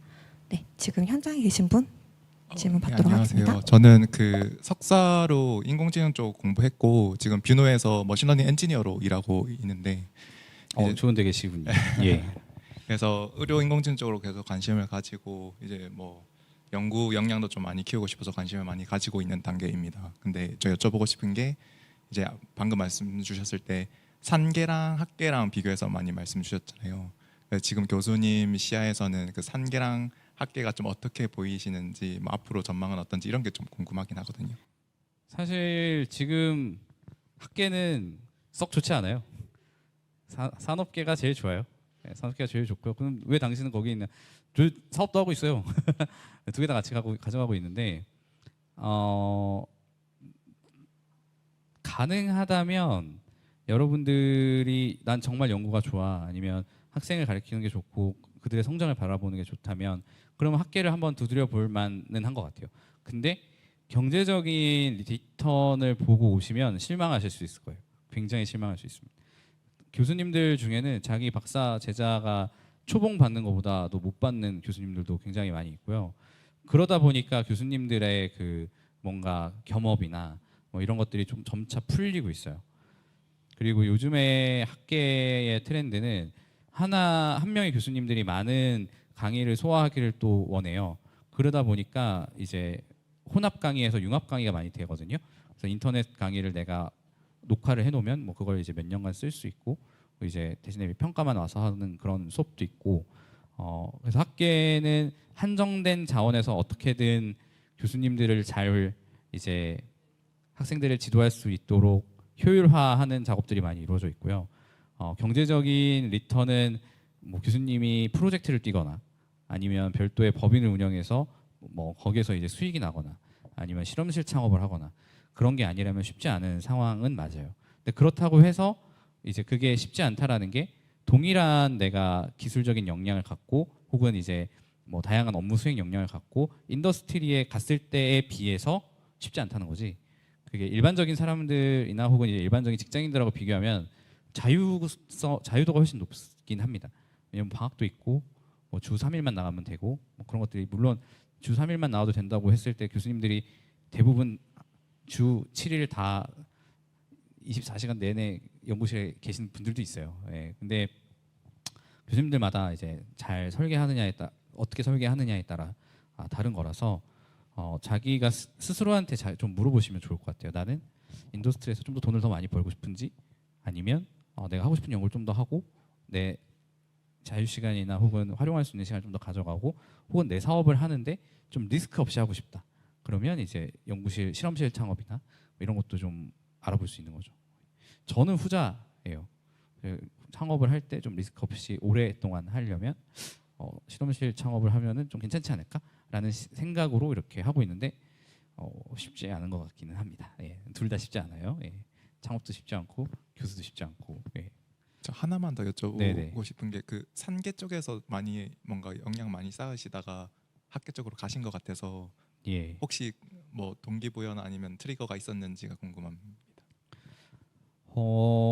사실 저는 학계에도 있고 산업계에도 있다라고 저 스스로는 생각해요. 왜냐면 제가 뭐 법인도 운영하고 있고 뭐 얼마 전에도 이제 제가 LLM 실험 연구실을 운영하면서 LLM을 노코드로 이제 사람들이 쉽게 쓸 수 있는 플랫폼을 만들면 내 연구할 때도 좋고 나중에 뭐 사업 아이템 만들 때도 좋겠다라고 생각을 해서 만들어서 실제 이제 파트너십도 체결하고 막 했거든요. 그래서 그런 것들 생각해서 저는 학계에도 있지만 이제 약간 창업이라는 산업계에도 같이 있다라고 생각하고 있습니다. 특히 요즘에 트렌드가 학계에만 있었던 사람을 잘 채용 안 해요. 교수로 채용할 때도 정말 뭐 미국에서 좀 알아주는 곳에서 이렇게 학석박 쭉 하시고 오신 분들이 잘 안 되는 케이스 중에 하나는 이제 현업 경험이 없거나 현업 경험이 없으면 대학 입장에서는 외부 그 사기업의 프로젝트를 못 따온다라는 말이고 사기업의 프로젝트를 못 따오면 산학협력단이 거기에 대해서 이제 수수료를 떼거든요. 그 수입이 없다라는 말이거든요. 그래서 보통 그렇게 되는 경우는 잘 안 되는 경우도 많이 있습니다. 물론 그분이 연구 실적이 엄청나게 많으면 연구 실적에 따른 보조금이 또 대학은 받을 수 있기 때문에 채용이 될 수도 있죠. 예. 다른 것 같습니다. 예. 네네. 답변 감사합니다. 예, 저 두 분은 나중에 끝나고 오세요. 제가 책을 드릴게요. 예. 예. 이제 교수님 여쭤봐도 될까요? 그러니까 학위 받고 창업을 한 다음에 교수 트랙을 가는 방법과 아니면 대기업에서 역량을 쌓은 다음에 교수 트랙을 가는 것 방법 중에 제 생각엔 대기업 트랙이 훨씬 유리할 것 같은데 어떻게 보시는지 궁금합니다. 현실적으로 창업을 해서 만약에 대박이 났어요. 창업이 유리하고요. 그게 아니면 대기업이 유리합니다. 굉장히 심플합니다. 창업에서 만약에 대박이 나잖아요. 그러면 굉장히 허들이 낮아집니다. 왜냐하면 그런 사람 진짜 없거든요. 근데 전국에 있는 대학교에는 창업학과는 다 있고 창업과 관련된 교과목은 다 있거든요. 네. 하나 궁금한 게 이게 렉처를 준비할 때 지금 저희 필드가 너무 빨리 바뀌잖아요. 그러면 그 강의 자료 준비하시는데 시간 엄청 많이 쓰시거나 뭔가 피로도가 엄청 심하실 것 같은데 어떠세요? 맞습니다. 피곤해요. 그렇죠. 오늘도 커피를 3잔을 마셨습니다. 그러니까 뭐 예. 감사합니다. 근데 그거는 있어요. 팁을 좀 드리면 교수님이 만약에 되시면 굉장히 내가 생각보다 많은 과목을 소화해야 될 때가 있어요. 내가 모르는 분야도 막 내려올 수 있거든요. 나는 AI만 전공했는데 갑자기 블록체인 강의하래라고 할 수도 있어요. 근데 그런 경우는 내가 어떻게 할 수가 없잖아요. 준비 시간이 얼마 없는데. 그러면 그 교재를 채택하면 강의 자료를 주는 출판사들이 있어요. 그중에 좀 괜찮은 데를 잘 선별하셔서 한두 학기 정도는 그렇게 유지하시고 그다음에 내가 여기 영역을 좀 파악이 됐다 싶으면 나만의 강의 자료로 채워가는 게 도움이 되실 수 있습니다. 네. 네. 꿀팁 너무나 감사합니다. 지금 저쪽 뒤쪽에 처음 질문한 분이 계셔서 먼저 순서를 드리고 또 저희가 이따가 요거 오프라인에 계신 분들은 네트워킹 시간도 있습니다. 교수님이 테이블마다 돌아다니면서 또 네트워킹 하실 수 있으니까 참고 부탁드리겠습니다. 네, 질문해 주시면 됩니다. 네, 안녕하세요. 전 현재 협회에서 일하고 있는 직장인이고요. 현재 데이터 쪽으로 이제 특수대학원을 다니고 있습니다. 저희 이제 관심사는 좀 여러분들하고 좀 다를 것 같은데 일단은 무조건 통과되는 논문을 쓰는 거거든요. 그게 아니면 이제 회사에 돈을 뺏어내야 되는 상황이라서 다만 이제 첫 학기를 시작을 했는데 어떤 논문이 좀 좋은 논문이고 그런지에 대한 이제 리뷰 논문을 찾아보는 것도 조금 어려운 상황이라서 혹시 자기가 관심 있는 분야에서 리뷰 논문을 찾으려면 어떻게 해야 되는지 좀 이제 좀 설명을 좀 듣고 싶습니다. 그 요즘에는 서비스가 되게 좋은 게 많아졌어요. 그래서 어떤 논문들을 시드로 한 5개 정도 넣으면 이 논문들이 공통으로 인용하고 있는 논문들을 찾아줘요. 그러면 그 논문들을 타고 파도 타기처럼 옛날에 그 싸이월드 1촌 파도 타기 나이가 나오나? 싸이월드 1촌 파도 타기로 넘어가는 것처럼 논문 사이테이션 파도 타기를 할 수가 있어요. 그런 서비스가 너무나 많이 있습니다. 그래서 그 구글에 검색하실 때 이제 뭐 논문 사이테이션 뭐 관련한 이제 서비스 이렇게 찾아보시면 많이 있어요. 거기서 이제 공통적으로 많이 인용된 논문들은 리뷰 논문일 가능성이 좀 있어요. 혹은 이제 정말 원천 논문 같은 거가 될 수 있죠. 뭐 어텐션 올류 니즈 뭐 이런 거 있잖아요. 예, 그 모두가 아는 논문. 예, 모두가 아는데 난 알면 나는 모르면 안 되잖아요. 그렇죠? 예, 그런 것들을 잘 찾아서 가시면 리뷰 논문 좀 잘 찾을 수 있습니다. 예. 네, 감사합니다. 저희가 시간이 벌써 8시 반이 조금 넘어서 Q&A는 여기서 마치도록 하겠습니다. 긴 시간 함께해 주신 맹윤호 박사님께 다시 한번 큰 박수 부탁드립니다.